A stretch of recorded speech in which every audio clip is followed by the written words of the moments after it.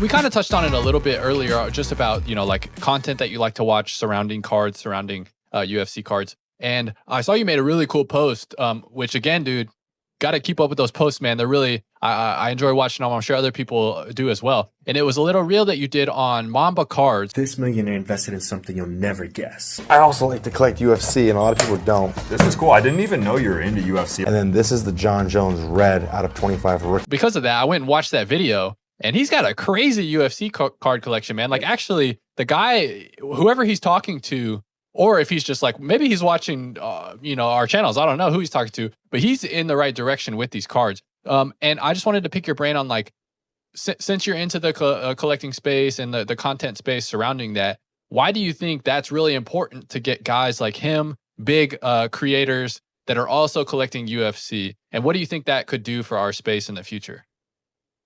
Yeah, 100%. So just to pick it up, it's actually Trike Sports Cards YouTube channel, who's actually got a really strong following in the sports card industry. So it's coming from Trike Sports Cards, and he was filming Mamba Cards, who is a new incoming YouTuber who's, like I said, it's going to blow up soon. And he's this millionaire guy, and he buys like 6-figure cards like nobody's business. And he doesn't even sell. He just buys these 6-figure cards. So, and, when I saw the Hamzat collection, I was like, oh, jeez. Yeah.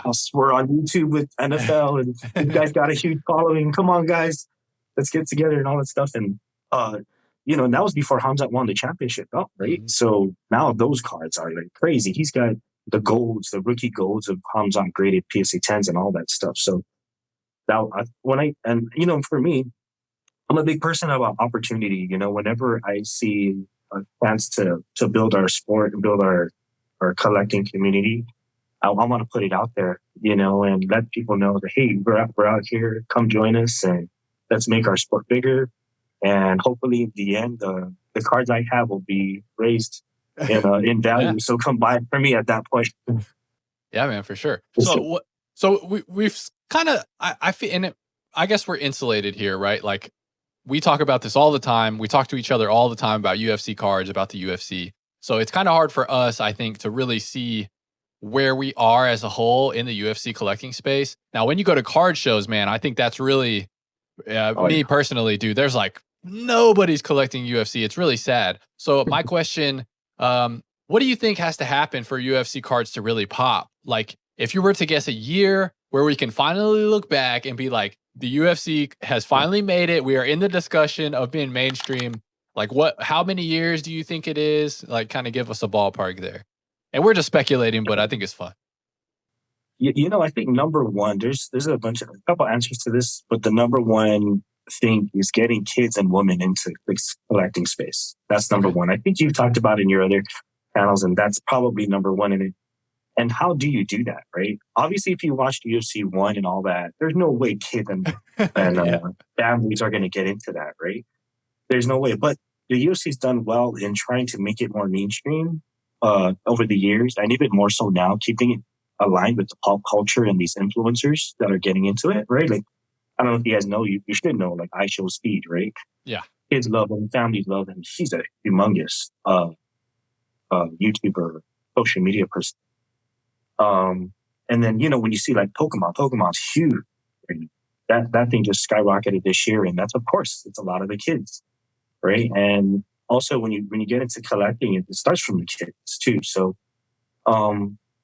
it's that. And then I think what Fanatics ultimately is doing, right, /Tops, is how on the Fanatics Fest, they have a space in there where they put an octagon. If you guys haven't heard about Fanatics Fest annual event, and then they put the stars in there, and then they have challenges, and it's kind of like the sports card convention, but it's Fanatics' version.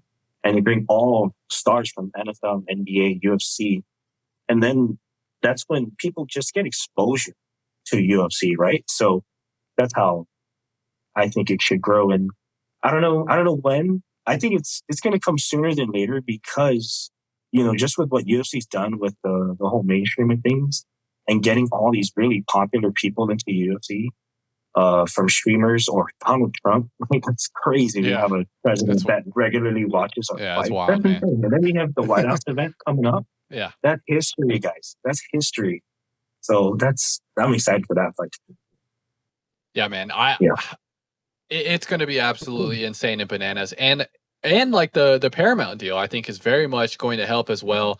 For the longest time, man, we've been beating our drum like get rid of the pay-per-views. It's a barrier to entry for the normal person, and Yeah. we basically 100%. no longer will have that with the Paramount. A lot of people have that already. It's going to be, they're going to simulcast on CBS. That could be a huge driver, and maybe potentially digging us out of this really, really, because we're niche in niche, right? Like cards are pretty niche, and we are the redheaded stepchild in the collecting space. Exactly. So maybe we can finally get out of that, man. But yeah, you mentioned getting kids involved and getting kids into collecting UFC.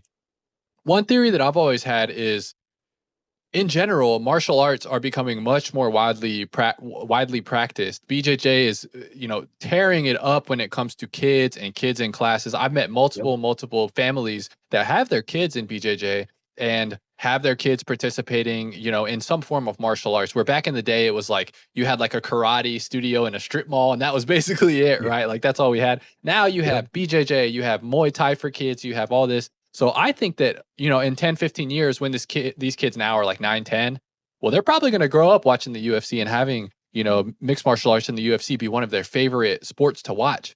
And maybe they're going to get the bug. Maybe they'll open some packs, or maybe when they get some money, like us, I didn't have money to open a lot of cards when I was a kid, but now I'm an adult. I got some money. Then you go back and do it. So hopefully we can see that one day, man. And it would be really fun to see that. Yep, you said it right, man. And that's another huge thing is, like you said, how BJJ has grown so much.